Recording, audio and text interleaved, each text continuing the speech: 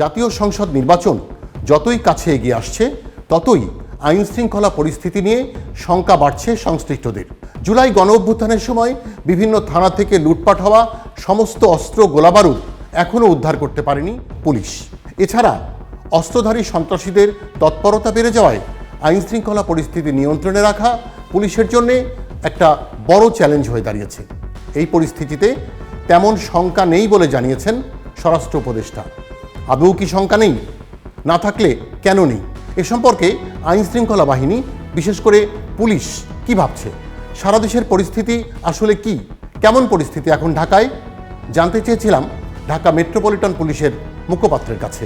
আর সাম্প্রতিক সময়ে যেসব ঘটনায় আগ্নেয়াস্ত্র, বিশেষ করে ক্ষুদ্রাস্ত্রগুলো ব্যবহার হয়েছে, আমরা বেশিরভাগ ক্ষেত্রে অস্ত্রগুলো উদ্ধার করতে সক্ষম হয়েছি। আমরা জানেন দেশে যে অবৈধ অস্ত্রের অ্যাভেলেবিলিটি যেটা আমরা বলি, এটা আগের যে কোনো সময়ের তুলনায় এখন অনেকাংশেই কমে গেছে। আমাদের নিয়মিত অভিযান চলমান রয়েছে। গত এক বছর আমরা বেশ কিছু অবৈধ অস্ত্র উদ্ধার করতে সক্ষম হয়েছি। আর আগামী জাতীয় সংসদ এবং গণভোট উপলক্ষে যে রাজধানীর আইন শৃঙ্খলা পরিস্থিতি, সেটা স্বাভাবিক রাখার জন্য, সুন্দর রাখার জন্য আমাদের অবৈধ অস্ত্র বিরোধী অভিযান চলমান রয়েছে। এটা অব্যাহত থাকবে।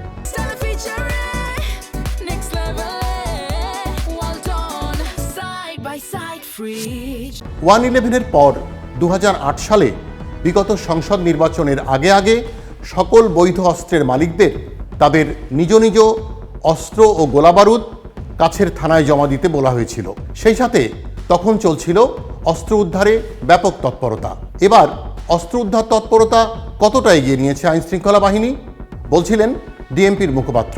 ডিসেম্বরের 14 তারিখ থেকে জানুয়ারির 14 তারিখ পর্যন্ত সময়ে 11টি পিস্তল, 7টি রিভলভার, একটি 1 নলা বন্দুক উদ্ধার করা হয়েছে এবং একই সময়ে দেশি বিদেশি অনেক অস্ত্র উদ্ধার হয়েছে। এই সময়ে 35 জন অস্ত্র সম্পর্কিত অপরাধের সাথে জড়িত লোককে গ্রেফতার করা হয়েছে। এই অভিযান অব্যাহত থাকবে।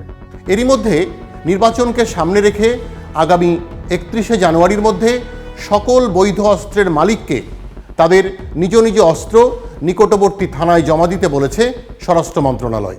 আগামী 15ই ফেব্রুয়ারি পর্যন্ত যে কোনো বৈধ অস্ত্রের মালিককে অস্ত্র প্রদর্শন এবং বহন নিষিদ্ধ করেছে মন্ত্রণালয়।